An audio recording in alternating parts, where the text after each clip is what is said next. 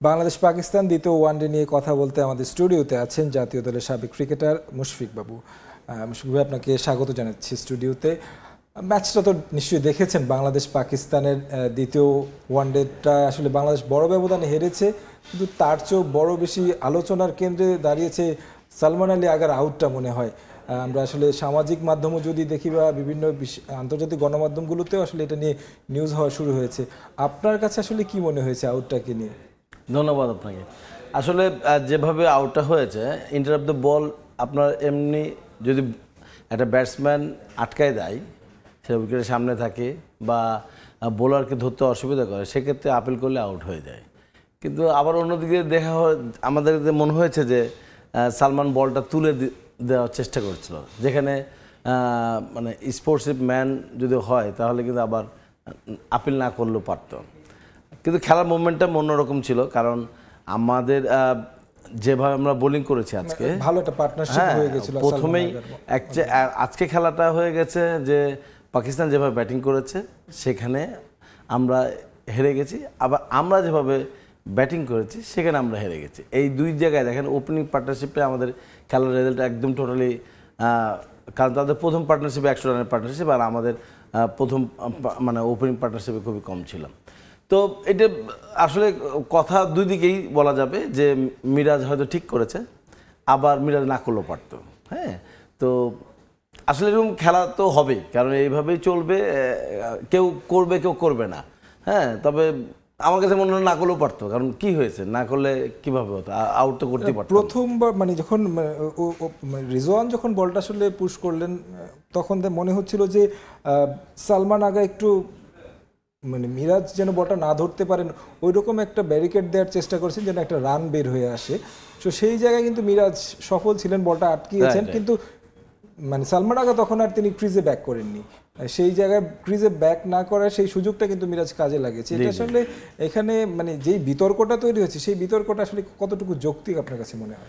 দেখেন, আসলে বিতর্কটা যেটা হয়েছে যে আপনার সিচুয়েশনটা দেখেন যে ও কিন্তু রানের জন্য বের হয়েছে, পরে যখন দেখছে যে বলটা ইজি তাকে চলে আসছে এবং ও আটকায় দিছে, সেক্ষেত্রে তখন সে আবার বলটা নিয়ে দিতে গেছে। কিন্তু মিরাজ যেটা করেছে, মিরাজ মনে হচ্ছে সে রানের জন্য গেছে এবং সে তাকে যেহেতু তাকে বলটা ব্লক করে দিয়েছে, মানে ব্লাইন্ড করে দেওয়া হয়েছে, সেও কিন্তু বুঝেনি যে ও রানের জন্য যাচ্ছে কি না।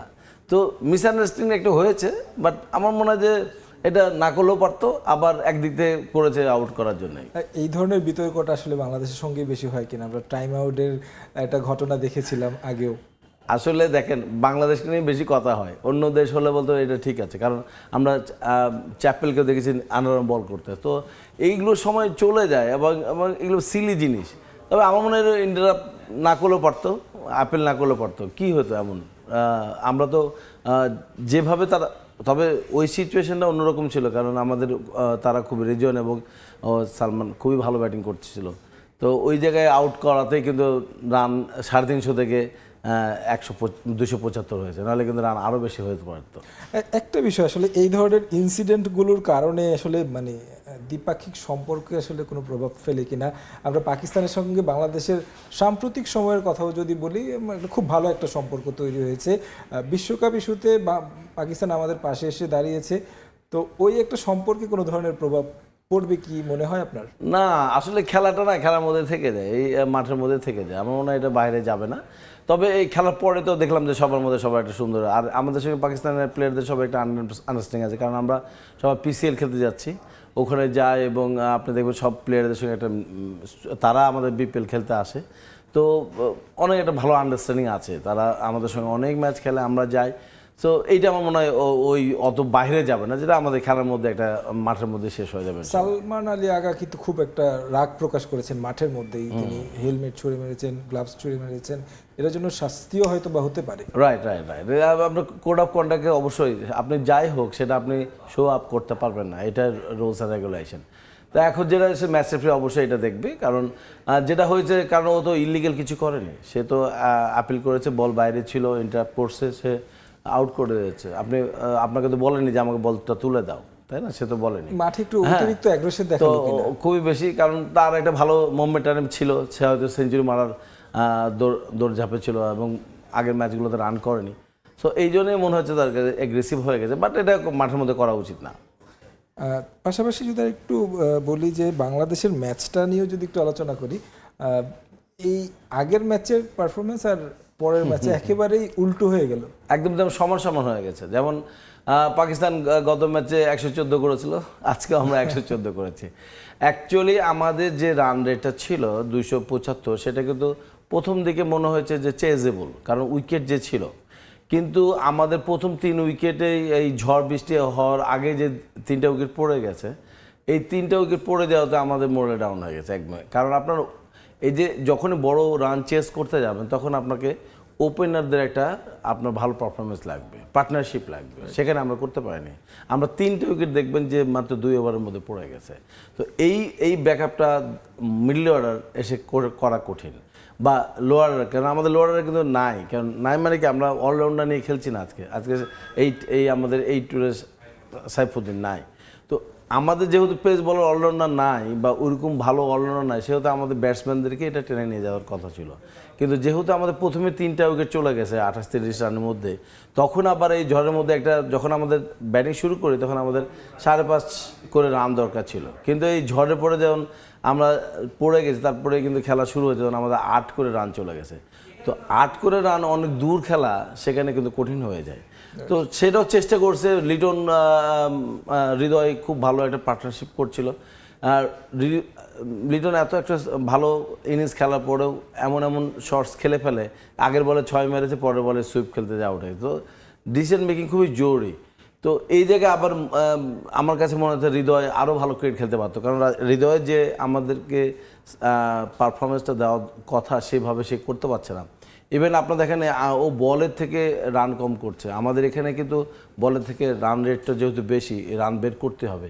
তো লিটন আউট হওয়ার একমাত্র কারণ হচ্ছে যে আপনার হৃদয় যখন সে 4-5টা বল বকডাউন করে দিচ্ছে বা সিঙ্গেল বের করতে পারছে না, তখন কিন্তু আলটিমেটলি যারা যে লিটন নন স্ট্রাইক আছে, তার জন্য প্রেশার হয়ে যায় এবং সে ফলো আপ করতে গিয়ে আউট হয়ে যাচ্ছে। বোলিংটাও যদি দেখি, আসলে আমরা শুরুর দিকে কিন্তু একেবারে পাত্তা পাইনি। পাওয়ার প্লেতেই প্রায় 80-90 রানের মতো উঠে গেছে।